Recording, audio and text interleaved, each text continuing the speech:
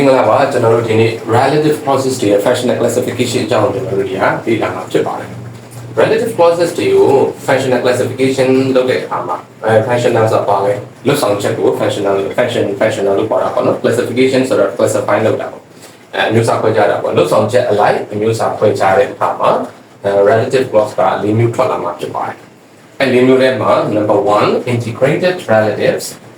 supplementary relatives cleft relatives fused relatives ဆိုပြီးတော့၄မျိုးရှိပါလိမ့်မယ်ပေါ့နော်အဲ့တော့ကျွန်တော်တို့နဲ့ပတ်သက်မှာကတော့ကျွန်တော်တို့ဒီ grade 12 English နဲ့ပတ်သက်မှာကတော့1 2 3လောက်ထိပတ်သက်မှာဖြစ်ပြီးတော့4ကတော့ just for knowledge ပဲဖြစ်ပါတယ်ပေါ့နော်အဲ့တော့ number 1 integrated relatives ကိုကြည့်အောင် integrated ဆိုတာဘာလဲပေါင်းဆက်ပါဝင်နေတဲ့သဘောစုပေါင်းပါဝင်နေတဲ့သဘောဖြစ်ပါတယ်အဲ့တော့စုပေါင်းပါဝင်နေတဲ့ relatives လို့ခေါ်မှာဖြစ်ပါတယ်အဲ့တော့သူ့ကို integrated relatives လို့ခေါ် defining relatives လို့ခေါ် restricted relatives လို့ခေါ် essential relatives လို့ခေါ်အတူတူပဲကျွန်တော်တို့ grade 12 English textbook ထဲမှာတော့ defining relatives လို့ခေါ်မှာဖြစ်ပါတယ်ပေါ့နော်အဲ့တော့ဒီကောင်းကိုတိစောက်ပုံလေးကျွန်တော်ကြည့်အောင်ပထမဥပမာ children who eat vegetables are more likely to be healthy ဟင်းသီးဟင်းရွက်စားတော့ကလေးငယ်များဒီပို့ပြီးတော့ကျန်းမာနိုင်ခြေရှိတယ်နော်ပို့ပြီးတော့ကျန်းမာနိုင်ခြေများတယ်ဒီမှာဆိုလို့ရှိရင် children who eat vegetables ဒီစာကြောင့်ရဲ့ subject ဖြစ်ပါတယ်ဒီစာ subject မှာဆိုလို့ရှိရင်ကျွန်တော်တို့ကဘာလို့ဒီဆောက်ထားလဲဆိုရင် children ဆိုရဲဟုတ်လားantecedent ပေါ့နော် antecedent antecedent CEDENT ပေါ့နော် antecedent ဆိုတာဘာလဲရှေ့ပြေဖို့ဆိုတာဒီ who eat vegetables ဆိုရဲ relative clause ရဲ့မတိုင်ခင်သူကရှေ့ရလာတဲ့ကောင်လို့antecedent လို့ခေါ်တယ် noun လို့လည်းခေါ်တယ်ပေါ့နော်ဒီယထာကောင်းလွဲကြီးလိုမျိုးဒီ subject ကြီးကိုသူကဥဆောင်လာနေတာဖြစ်တဲ့အတွက်ကြောင့်သူက have noun လို့လည်းခေါ် antecedent လို့ပဲခေါ် have noun လို့ပဲခေါ်ဒီပဲပေါ့နော် children ဒီ antecedent ဖြစ်မယ် who ကကြတော့ relative pronoun ဖြစ်မယ် who eat vegetables ကကြတော့ relative clause ဖြစ်မယ်ပေါ့နော်အဲ relative clause တွေကဘာတာဝန်ထမ်းဆောင်လဲဆိုလို့ရှိရင် adjective တာဝန်ထမ်းဆောင်မှာဖြစ်ပါတယ် adjective clause ပေါ့နော်သူ relative clause adjective clause နဲ့ခေါ်ရပေါ့နော်ဒီ who eat vegetables ဆိုတာကဘယ်လိုကလေးတွေလဲဆိုတော့ပေါ်ပြတာဖြစ်ပါတယ်ဒီမှာဆိုလို့ရှိရင်ဒီ who eat vegetables ဆိုတဲ့ဒီ relative clause ကိုဖြုတ်လို့မရတော့တော့တွေ့ရမယ်ဖြုတ်လို့မရဘူးဘာဖြစ်လို့ဖြုတ်လို့မရတာလဲဆိုလို့ရှိရင်တကယ်လို့ဖြုတ်ကြည့်ပါ children are more likely to be healthy ကလေးတွေဟာပိုပြီးတော့ကျန်းမာနိုင်ခြေရှိကလေးတွေကပိုပြီးကျန်းမာနိုင်ခြေရှိတယ်ဆိုတာတော့ logic ရုပ်တည်ရဆိုလို့ရှိရင်ကလေးတွေကပိုပြီးကျန်းမာနိုင်ခြေရှိတယ်ဆိုတာမှန်တာပတ်တွေ့ရပါ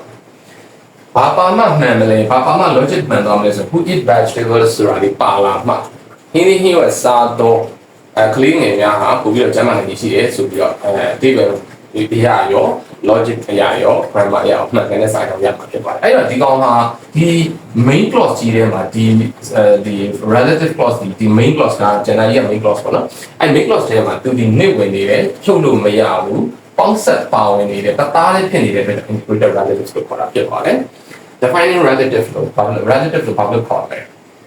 ဘလို့ကလေးတွေဟာကျန်းမာနိုင်ရှိတယ်လဲဆိုတာသူကနေပြီးတော့ define လုပ်ပြီးဖြစ်ပါတယ်ကျန်တဲ့ကလေးတွေပြောတာမဟုတ်ဘူးဟင်းသီးဟင်းရွက်စားတဲ့ကလေးတိုင်းတော့မကျန်းမာနိုင်ဘူးကလေးတိုင်းတော့ကျန်းမာနိုင်ခြင်းမရှိဘူးဟင်းသီးဟင်းရွက်စားတဲ့ကလေးတွေဒါကျန်းမာနိုင်ခြင်းရှိပါလေဆိုတော့ဒီကလေးတွေကိုသူကလာပြီးတော့define လုပ်တယ် describe လုပ်တာဖြစ်ပါတယ်ဒါကြောင့်မလို့လည်းသူကို defining relative clause လို့ခေါ်တာဖြစ်ပါတယ်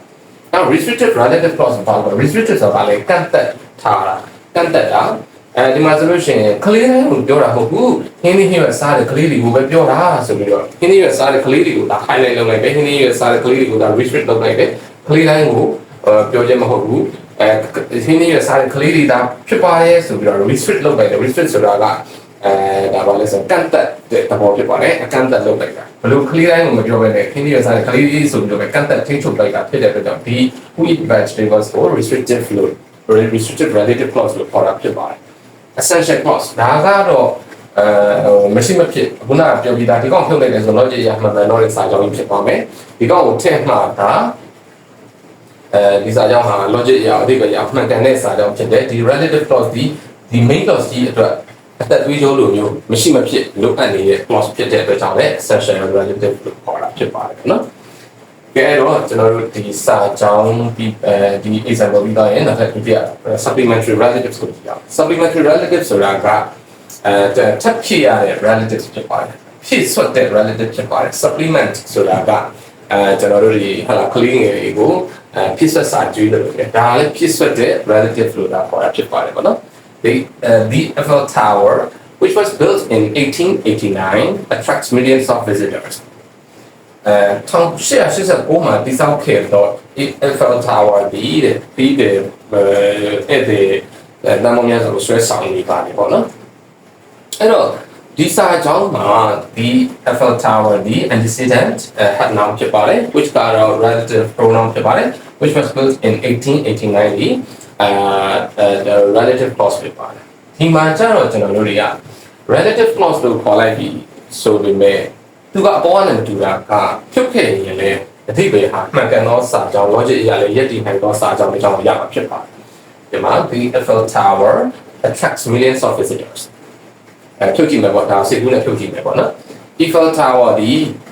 တန်ပေါင်းများစွာသောဧည့်သည်တွေကိုပြီးတယ်တွေကိုလာလေသူတွေကိုဆွဲဆောင်နေပါတယ်ထပ်မှန်တာပဲလေ Eiffel Tower ပြီးတယ်လို့ဆွဲဆောင်နေတာပဲဒီကောင်ကဘာဖြစ်လို့ရှောက်ထည့်တာလဲဒီ Eiffel Tower ကိုထပ်ပြီးတော့သူကဖြစ်ဆွဲခြင်းနဲ့အနေနဲ့ထည့်တာဖြစ်ပါတယ်ဒီမှာဖြစ်ဆွဲခြင်းနဲ့ဘာလို့ပြောလဲဆိုရင်ဒီ Eiffel Tower ဒီသူ့ဟာသူကိုငါဘယ်သူပါလို့ပေါ်ပြနိုင်စွမ်းရှိပါတယ်သူကနေပြီးတော့ဝင်ပြီးတော့ညှို့ပေးစရာမလိုပါဘူးသူမင်းမပါလဲရတယ်သူမပါလဲရတယ်ငါဟာရက်တည်နိုင်စွမ်းရှိတယ်လို့သူကပြောနေပါတယ်သူ့ကိုသူ soft identify လုပ်နိုင်တယ် soft define လုပ်နိုင်တယ်သူကလာ define လုပ်စရာမလိုတဲ့အတွက်ကြောင့်လည်း non defining ခေါ်တယ်ပေါ့နော်ချက်ဖြစ်နေတာဖြစ်တယ်သူရဲ့ဒီဆောက်တဲ့ခုနှစ်ကိုထက်ပြောလိုက်ချင်တာဖြစ်တယ်တော်တော်ကြာပြီဆိုတာလေးကိုဒါထက်ပြောချင်တာဖြစ်တဲ့အတွက် supplement လုပ်သွားတဲ့အတွက်ကြောင့်လည်း supplementary relatives လို့ခေါ်တာဖြစ်ပါတယ်အဲ့တော့ supplementary relatives လို့ပဲခေါ် additional relatives လို့ပဲခေါ်extra relatives လို့ပဲခေါ်တဲ့လို့ခေါ်ပါအပေါ်ကအလိုမျိုးဒီအောင်လေးကို non ထည့်ပြီးတော့ non defining လို့ပဲခေါ် non restrictive လို့ပဲခေါ် non essential လို့ပဲခေါ်အတူတူပါပဲအဲ့တော့ဒီမှာဆိုလို့ရှိရင်ကျွန်တော်တို့ပေါ်မာလေးတွေထည့်ပြီးတော့သုံးပါပါတယ်အဲ့လို non essential non restrictive non defining ဖြစ်ကြောင်း supplementary relative ဖြစ်ကြောင်း additional information relative ဖြစ်ကြောင်းကိုဒီမှာပေါ်မာလေးတွေနဲ့ဖော်ပြပေးရမှာဖြစ်ပါတယ်ဒီ comma လေးဟာအရေးကြီးတဲ့ punctuation rule လေးဖြစ်ပါတယ်မပါလို့မရဘူးပေါ့နော်အင်္ဂလိပ်စာမှာဒီမှာ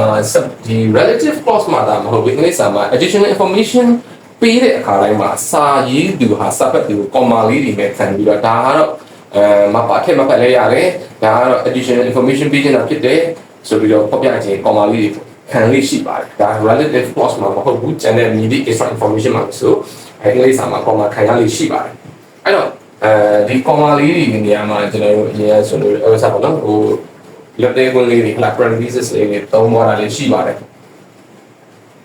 ဒါလေးတွေကဒါလက်ကွန်းဒီကွန်းဒီလိုမျိုးကွန်းလေးတွေကိုပူစားပြုတယ်ပေါ့နော်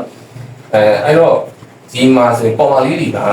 ဒီရှေ့မှာကတ်နေရမှာဖြစ်ပါတယ်ဒီလိုအလယ်မှာတို့နောက်မှာတို့ရှိရအောင်ပေါ့နော်ဒီ Eiffel Tower နဲ့ကတ်နေရမှာဒီနားမှာဟလာစလုံးတစ်လုံးစာလောက်ခြံထားမယ်ဒီနားမှာဆိုတဲ့စလုံးတစ်လုံးစာလောက်ခြံထားမယ်1889နဲ့1889နဲ့ကတ်နေရမှာဖြစ်ပါတယ်ပေါ့နော်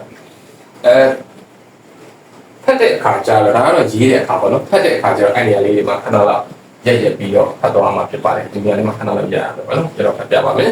The Eiffel Tower which was built in 1889 attracts millions of visitors ခဏလောက်နားပြီးတော့မှဖတ်ရမယ်ပေါ့နော်နောက်ထပ် cleft relatives ကိုတွားကြရအောင် cleft relatives ဆိုတာကတော့ကျွန်တော်တို့ Great English မှာဆိုလို့ရှိရင်unit 3မှာထည့်ပြထားတဲ့ grammar တစ်မျိုးဖြစ်ပါတယ်သူ emphatic writing လို့လည်းခေါ်တယ် it's cleft လို့လည်းခေါ်တယ်ပေါ့နော် it's cleft ဆိုတာ wh cleft လို့ခေါ်လို့လည်းရှိသေးလို့ပေါ့နော်ဒီနေရာမှာ cleft relatives တွေတိဆောက်တဲ့စာတမ်းပုံစံကတော့ it be focused element ထဲမှာ relative clause ထဲမှာပေါ့နော်အဲ့မှာဆိုရင် it ဆိုတဲ့ impersonal pronoun သုံးမယ်ဒီနေရာမှာတော့ကျွန်တော် is နဲ့ was ပဲရှိတယ်ပေါ့နော် focused element မှာတော့ noun ရှိမယ်noun phrase ရှိမယ်adverbial phrase တွေရှိတယ်ပေါ့နော်နောက်တစ်ခါ relative clause ဒီနေရာမှာဘာလို့ cleft relatives လို့ခေါ်လဲ cleft ဆိုတဲ့ဘောကပါလဲအကွဲအကြောင်းဟာနေတဲ့အကွဲအကြောင်း cleft လို့ခေါ်ပါတယ်ကျွန်တော်တို့ဒီနှာခေါင်းကွဲအာကောင်ကွဲလူနာတွေနှာခေါင်းကွဲအာကောင်ကွဲလူတွေဆိုရှင်ကျွန်တော်တို့ cleft lip cleft palate နော် cleft lip ဆိုနှာခေါင်းကွဲနှာခေါင်းကွဲတာcleft palate ဆိုရင်အာကောင်ကွဲတာပေါ့နော်ဒါမျိုးတွေခေါ်ကြတာဖြစ်ပါတယ်သူကဒီမှာကြည့်ပါ ဒီစာကြောင်းမှာကြည့်ပါ it wasn't John who broke the vase ပန်းဦးကိုခွဲတာဂျွန်မဟုတ်ဘူးသူကဂျွန်ဆွဆွဲမှာဆိုလို့ဝင်ကာပြီးတော့ဂျွန်မဟုတ်ပါဘူးလို့ဂျွန်ကို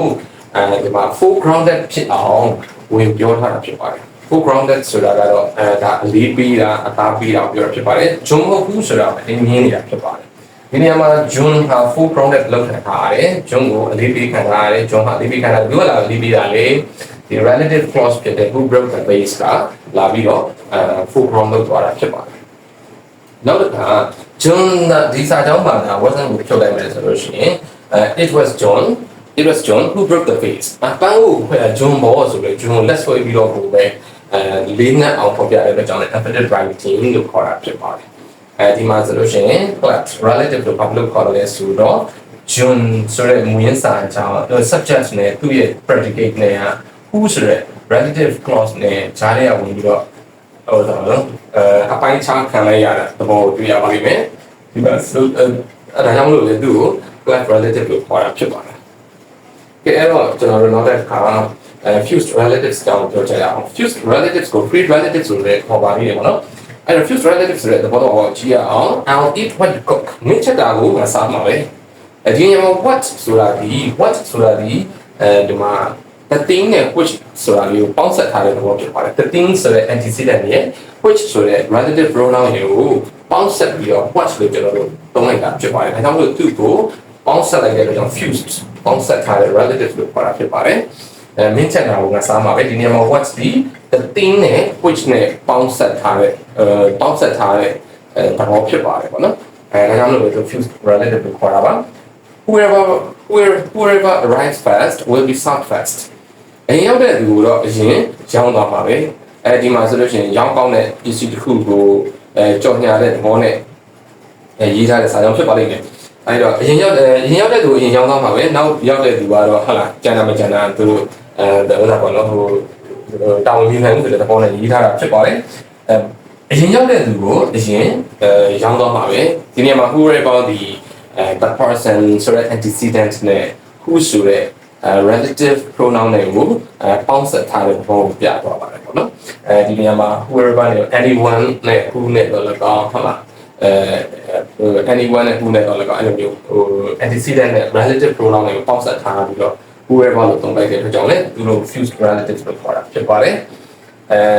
free relatives လို့ဘာလို့ခေါ်လဲ free relatives လို့ဘာလို့ခေါ်လဲဆိုလို့ရှိရင်ဒီမှာ main ချက်တာမှလည်း main ချက်တာမှာစားမှာပဲဒီမှာ what's up စားစရာတစ်ခုခုလို့ကျွန်တော်တို့ကဒီစားဆက်ကိုမူတည်ပြီးတော့ကျွန်တော်တို့ကနားလည်ရမှာဖြစ်ပါတယ်ဒီမှာ main ချက်တာလို့ပြောကြတဲ့ဟိုကဒါအသုံးဆောင်ပစ္စည်းမဟုတ်နိုင်ဘူးဒီလိုမျိုးစားတောက်တွေမဟုတ်နိုင်ဘူးတခြားဘာမှမဟုတ်နိုင်ပဲလေစားတောက်ခင်းလိုက်ရအခုခုကဖြစ်ရမယ်လို့ကျွန်တော်တို့နားလည်ရမှာဖြစ်ပါတယ်အဲ့တော့ context ကိုကြည့်ပြီးတော့ကျွန်တော်တို့လွတ်လပ်စွာထုံယူစဉ်းစားနိုင်တဲ့အတွက်ကြောင့်လည်းဒီမှာ free relatives လို့ခေါ်တာဖြစ်ပါတယ်ပေါ့နော်အဲ့တော့ဒီနေ့ကျွန်တော်ရှင်းပြပေးတာကတော့ relative clauses တွေရဲ့ functional classification အကြောင်းရှင်းပြတော့တာဖြစ်ပါတယ်အဲ့တော့အားလုံးပဲအသိပညာတိုးပွားမယ်လို့ယူဆပါတယ်အကျိုးရှိမယ်လို့လည်းယူဆပါတယ်မေးစရာရှိရင်လည်းမေးနိုင်ပါတယ်ဒါမှတစ်ချက်တော့ပြောဖို့ကြံသွားတာလေးကအားလဲဆိုလို့ရှိရင် whoever ဆိုတဲ့နေရာမျိုးမှာ what ဆိုတဲ့နေရာမျိုးမှာ what to one where လာ who လို့ဒါမျိုးတွေသုံးနိုင်ပါတယ် whatever လို့နော်ဒါမျိုး wherever လို့ဒါမျိုးတွေသုံးနိုင်ပါတယ်ပေါ့နော်ဒါလေးကိုစုံသက်နေတော့မှထပ်ဖြစ်ပြောကြရင်လည်းကျွန်တော်ဒီနေ့ဗီဒီယိုလေးကိုဆုံးသတ်လိုက်ပါတယ်ကျေးဇူးတင်ပါတယ်ခင်ဗျာ